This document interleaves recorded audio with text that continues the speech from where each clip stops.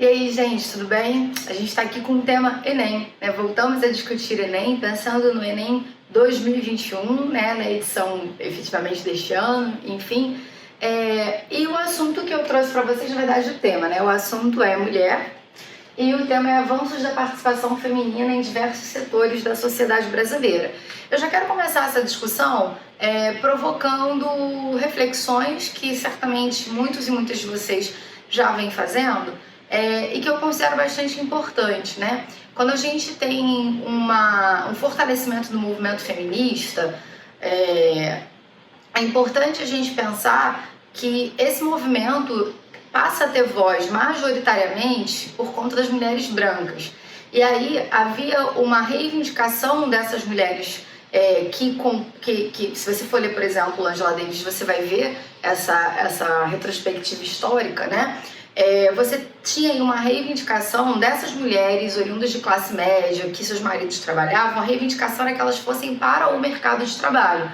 Só que a gente não pode se esquecer de que as mulheres pobres estão no mercado de trabalho, sobretudo no mercado informal, há muito tempo. Quando a gente olha o Brasil, inclusive, a gente não vai chamar nem de mercado de trabalho, a gente está falando de mulheres negras, por exemplo, aquelas que compõem, né, os povos afrodiaspóricos, bem como também os povos originários. A gente está falando de mulheres que sempre estiveram aí na luta, sempre estiveram trabalhando. Então é importante a gente também fazer, principalmente na minha perspectiva, um recorte racial para entender essa condição da mulher no Brasil e esses lugares que ela ocupa. Não nos esqueçamos de que, por exemplo, quando a gente teve a foto há pouco tempo divulgada pelo Butantan das mulheres que compõem o seu quadro, das pesquisadoras, a gente não via nessa foto uma mulher negra, a gente não via mulheres negras, a gente não via mulheres indígenas. Então a gente precisa, e aí eu não vou falar do mundo porque eu não sei falar do mundo, eu vou falar de Brasil. A gente precisa olhar para o Brasil, né? Eu sei falar pouco sobre o mundo, mas sobretudo Enem, quando a gente olha o Brasil, a gente precisa falar desse recorte racial para pensar também, de novo, na minha perspectiva, a questão do feminismo, dos feminismos, né? Até para a gente compreender quais são as reivindicações e lutas que se interseccionam, inclusive, se a gente for pensar nas mulheres racializadas, se a gente for pensar nas mulheres trans, enfim, como é que a gente pode olhar esse tema sobre os avanços da participação feminina em diversos setores da sociedade brasileira. A gente tem nessa frase tema, e aí a gente pode passar o tema inteiro para você, a gente tem nessa frase tema a expressão avanços, que é um aspecto positivo. E eu gosto de trabalhar temas assim com os alunos e com as alunas, porque se a gente se depara com um tema no Enem que tem na frase tema aspectos positivos, isso pode te trazer uma certa insegurança, uma vez que você sabe que você precisa encontrar o problema para trabalhar as causas e apresentar as soluções na sua redação, né? O Enem já fez isso? Já fez isso. Poder de transformação da leitura, por exemplo, ou quando a gente olha efeitos da lei seca. No Brasil, de imediato a gente pensa, os efeitos são positivos, né? A lei seca ela vem resolver um problema que já que existe no país, que as pessoas beberem, infelizmente, e pegarem seus carros, enfim. Só que o que vocês precisam prestar atenção é sempre no ponto, né, de eu preciso encontrar o problema. Tivemos avanços, aspectos positivos, e aí eu construo uma frase problema possível, apesar dos avanços, trazendo essa marca de oposição, uma vez que eu preciso encontrar o problema da participação feminina em diversos setores. Bom, por que eu marco o feminino aqui para a gente pensar o problema? Juliana acha que as mulheres em diversos setores é um problema? É óbvio que não, né, gente? Mas o que eu acho que dá pra gente pensar é que existe até um pressuposto nessa própria frase. Porque se eu faço uma frase em que eu demarco a participação feminina, é porque isso está saindo de uma naturalização que já existe. Por exemplo, vou melhorar essa frase. Eu não vou discutir avanço da participação masculina em diversos setores, porque eles já participam, já está dado. Então, o que parece aí ser algo que se desloca é a participação feminina. E o ponto que a gente pode discutir é esse país, esse mundo que está muito adequado ao homem, e vou marcar aqui, quando a gente olha Brasil, ao homem branco. É um país que se organiza de modo a naturalizar em todos os espaços do nosso país a presença, né, em todos os espaços, sobretudo no mercado formal, no caso de mercado ou vários setores da sociedade, não só mercado, a presença desse homem branco, que vai ter muito mais liberdade de circulação em todos os espaços. E aí eu preciso, quando eu faço uma frase tema em que eu vai discutir o problema em relação à mulher, é porque é isso, né? A gente está falando de um deslocamento, de uma realidade que se constrói de um modo, mas que, de toda forma, ainda que haja avanços, a gente ainda enfrenta muitos obstáculos para a gente conseguir ocupar esse lugar. Que, de novo, né, o que as mulheres, nós mulheres, estamos fazendo é tentar desmobilizar uma estrutura social que se finge natural, né? Homens nasceram para fazer isso, mulheres nasceram para fazer aquilo. E aí, novamente, eu vou bater nessa tecla. É importante a gente pensar na questão racial nessa discussão. Na minha perspectiva também, eu acho que vocês já sabem, quem acompanha o Sobre Humana já sabe um pouco do nosso pensamento quando a gente entra nessas questões que eu tô falando aqui. Bom, indo para o caminho do texto de apoio, né? O texto de apoio é esse texto de apoio mesmo, onde a gente pode encontrar as informações que nos ajudam a fazer inferências, chegar a conclusões, né? Para esse tema que a gente está aqui tendo que trabalhar. O texto vai falar que os problemas persistem, embora sejamos aí 51,4% da população brasileira. E ele vai também dizer que hoje há uma popularização da pauta, o que é um aspecto positivo. O que eu te levo a refletir, o que eu te sugiro que você leve como reflexão é que problemas são esses que ainda persistem.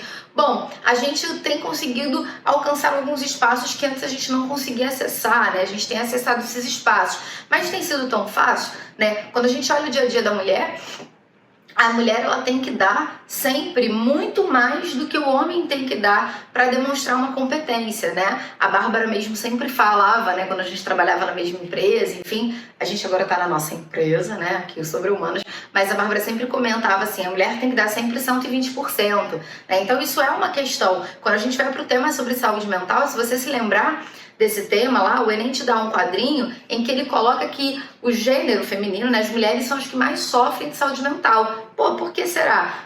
A gente vai pensar aí, a gente vai se lembrar de que a gente está falando de um gênero que tem uma sobrecarga, né, de trabalho, uma sobrecarga mental, a gente faz jornadas duplas e triplas de trabalho, a gente vive em vulnerabilidade de diversos modos. Se você pegar os últimos dados sobre a crise econômica na pandemia, você vai perceber que as mulheres negras são as mais atingidas, e vale você pensar também por quê. Se você pegar os últimos dados do IBGE, estou te dando dica de repertório sociocultural, sobre salário, as mulheres negras são as que ganham menos, enfim. Então, é importante a gente pensar essa questão da saúde mental, inclusive a gente vai interseccionar raça e gênero aí para poder entender, né, o que acontece. Enfim, elas estão aí vulneráveis, os homens negros também estão vulneráveis, só que o tema aqui e assim como os homens e mulheres dos povos originários, mas o tema aqui é mulher, então eu tô focando nesse aspecto, só pra gente não se esquecer disso, né, que a gente tem, infelizmente, problemas ligados a uma estrutura racial no nosso país, e vários outros se a gente for estudar um pouco concepção de Estado-nação e tudo mais. O texto 2 vai dizer, e aí foi o que motivou a preparação do tema, inclusive, né, que fez uma matéria falando sobre o número de mulheres inscritas no Enem. O texto 2 vai dizer que a gente tem 60% de meninas, né, de inscritos, 60% de inscritos são mulheres no Enem. E aí ele vai destacar a condição das gestantes e das lactantes. A novidade que o Enem trouxe nessa edição foi ampliar o tempo para as meninas, né, para as jovens e mulheres que estavam amamentando. Então elas tiveram aí um aumento de 60 minutos para fazer a prova. O que eu sugiro pensar é como é que isso se dá no restante da sociedade. As pessoas me questionam muito se eu vou ter um filho, quando eu vou ter um filho, quando eu vou ter uma filha, que seja. Eu não escondo das pessoas o meu desejo da maternidade, né? Só que hoje a minha condição de trabalho, a minha condição de pesquisa não colaboram para eu ser mãe. E aí a maternidade acaba, infelizmente, eu não gosto de usar essa palavra, mas olhando a realidade, contrastando com a realidade, é impeditivo, inclusive, para eu conseguir determinados avanços na minha profissão. o que eu sempre questiono é essa sociedade brasileira que se diz pró-vida. Eu acho que ela é mentirosa, hipócrita mesmo. Ela não é pró-vida. Eu acredito que tem muitas pessoas que falam assim, viu, quis ter filho, agora quer fazer Enem. Não tivesse filho, né? A gente ouve muito isso. Essa sociedade que se diz pró-vida, ela condena as mulheres que decidem pela maternidade. É uma grande contradição, né? E como se nós mulheres tivéssemos feito filhos sozinhos, né? Como se fosse a nossa responsabilidade apenas essa criança. Então, acho que aqui a sugestão é você pensar como é que essa estrutura se dá para o restante da população. Eu dei um relato pessoal aqui, mas esse relato pessoal ele não é meu só. Ele se constitui como uma moda, ele se repete de diversos modos em diferentes vidas das mulheres brasileiras. Por isso eu posso partir dele para poder fazer uma reflexão, para pensar sobre esses obstáculos que nós ainda temos em relação aos avanços que a gente vê aí se alinharem. E aí a gente tem sempre essa marca de oposição, mas, embora, apesar, ainda que, porque é exatamente essa estrutura que a gente vai encontrar. Bom, eu me lembrei de uma matéria falando que de uma vendedora que foi mandada embora porque ela falou pro chefe que ela não podia ficar horas a mais, uma vez que ela precisava buscar a filha na creche. E aí eu não lembro qual foi o jornal, a matéria culpava a creche, as escolas, por no período de pandemia, ela tinha que buscar o filho na creche, não, ela tinha que buscar o filho na vizinha, uma vez que a creche não estava funcionando por conta da pandemia. Só que, caraca, né? O horário que o patrão queria era um horário que, inclusive, nenhuma creche, nem pública e privada, estaria funcionando mesmo fora de período de pandemia. Então, o jornalista ou a jornalista, já não me lembro, em nenhum momento vai questionar essa estrutura de mercado de trabalho que se dá. Né? Ela foi questionar o fechamento da creche, o fechamento da escola. É uma grande distopia que a gente vive. É o 1984 todo dia, né? Enfim, o texto 3 vai falar sobre as candidatas mulheres nas eleições. A gente tem um aumento significativo nas últimas eleições, mas quando a gente vai ver o resultado das que foram eleitas, ele não corresponde a esse avanço. Ou seja, né? Por que as mulheres não fecharam? Por que as mulheres não são eleitas? A gente ainda vive em uma estrutura que condiciona muito a nossa capacidade à masculinidade, né?